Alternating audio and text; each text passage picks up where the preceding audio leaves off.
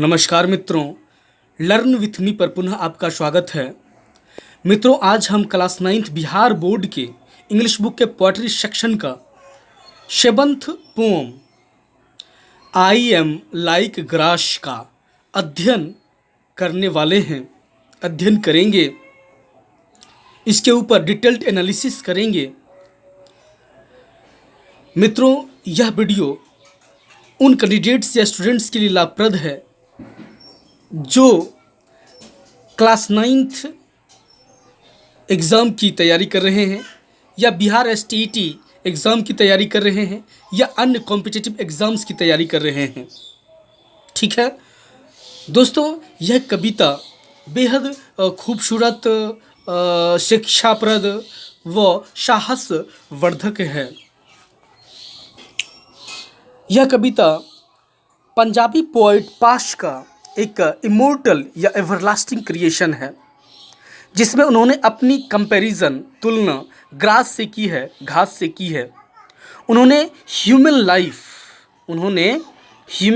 Life या human beings और grass के बीच सिमिलरिटी की बात किए हैं या एनालॉजी की बात किए हैं। ठीक है, समानता की बात किए हैं। जैसे घास कटने या छटने या उखड़ने के बावजूद भी दूसरों के लिए उपयोगी होता है, यूज़फुल होता है और अपना एग्जिस्टेंस को कम बैक करता है, बाउंस बैक का क्वालिटी रखता है। उसी प्रकार ह्यूमनिज़्म को तवज्जो देने वाले स्ट्रॉन्ग डिटरमिन्ड व्यक्ति, रिजोल्यूट व्यक्ति टफ टाइम्स में, हार्ड टाइम्स में या कठिन या विकट परिस्थितियों में भी अपने आप को एकोमोडेट करके दूसरों को साहस व सुख प्रदान करता है। दोस्तों, यह थी theme I am like grass poem का। अब हम लोग इस कविता में निहित प्रत्येक लाइन का हिंदी एक्सप्लेनेशन करेंगे। तो चलिए शुरू करते हैं। दोस्तों, आई am like grass, you can chop me, mow me down, but I shall sprout again, grow and bounce back। अब देखिए, चॉप मतलब होता है काटना और मो डाउन एक फ्रेज है जिसका अर्थ होता है छांटना। स्प्राउट मतलब अंकुरित होना, अगेन मतलब फिर, ग्रो मतलब बढ़ना और बाउंस बैक मतलब पुनः वापस आना। ठीक है, तो कहा जा रहा है कि आई एम लाइक ग्रास, मैं घास हूँ, मैं घास की तरह हूँ। ठीक है, यू कैन चॉप मी, मो मी डाउन, तुम मुझे काट सकते हो, छांट सकते हो, तुम मुझे काट सकते हो, you can chop me, and you can mow me down, और तुम मुझे छांट सकते हो, but I shall sprout again, पर मैं फिर उग आऊँगा, मेरा प्रस्फुटन होगा, मैं प्रस्फुटित होऊंगा, ग्रो और बढ़ने लगूंगा, एंड बाउंस बैक, और वापस अपनी अवस्था में आ जाऊंगा, वापस अपनी अवस्था में आ जाऊंगा। बाउंस बैक या कम बैक मेरा होगा। ठीक है, उसके बाद you can obliterate my signposts, you can bomb the universities, reduce the hostels to rubble, you may escort the slums, but you can't erase my identity, because I'm like grass, I will sprout again, and my mental shall cover everything। अब देखिए, obliterate means होता है नष्ट करना, sign post मतलब sign post, ठीक है ना, डायरेक्शन को इंडिकेट करने वाला साइन पोस्ट। उसके बाद बॉम्ब मतलब बमबारी करना, यूनिवर्सिटी मतलब विश्वविद्यालय, हॉस्टल छात्रावास, रबल मतलब मलबा। उसके बाद स्कॉट्स मतलब जलाना, झुलसाना, और शलम मतलब होता है गंदी बस्ती या झुग्गी झोपड़ी। उसके बाद इरेज मतलब मिटाना, आइडेंटिटी मतलब पहचान। ठीक है, और मेंटल मतलब होता है घास का फैलाव, कवर मतलब ढकना, एवरीथिंग मतलब सब कुछ को। तो यहाँ पर देखिए, you can obliterate my signposts, तुम मेरा साइन पोस्ट नष्ट कर सकते हो। You can bomb the universities, तुम विश्वविद्यालयों पर बमबारी कर सकते हो। तुम विश्वविद्यालयों पर बमबारी कर सकते हो।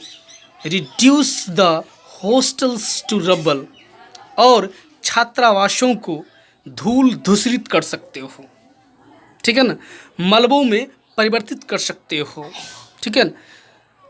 उसके बाद यू में एस्कॉर्ट द स्लम्स, तुम झोपड़पट्टियों को जला सकते हो, झुग्गी झोपड़ियों को जला सकते हो, झुलसा सकते हो, गंदी बस्तियों में आग लगा सकते हो।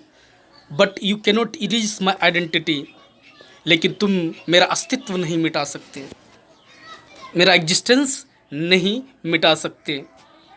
Because I am like grass, क्योंकि मैं घास की तरह हूँ, मैं घास हूँ। आई विल स्प्राउट अगेन, मैं फिर उग आऊँगा। And my mantle shall cover everything, और मेरा फैलाव सबको आच्छादित कर लेगा, सबको ढक देगा, ठीक है। उसके बाद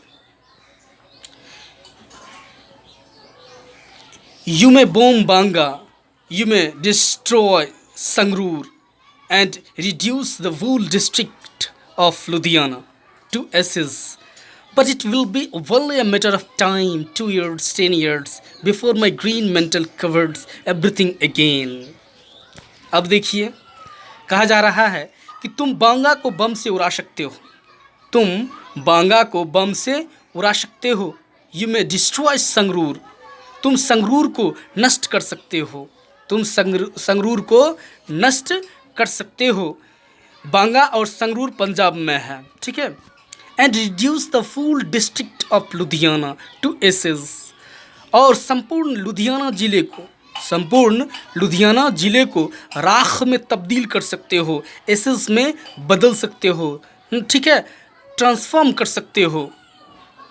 but it will be only a matter of time, लेकिन यह सिर्फ कुछ समय का ही प्रश्न है, बात है। 2 years, 10 years before my green mantle covers everything again.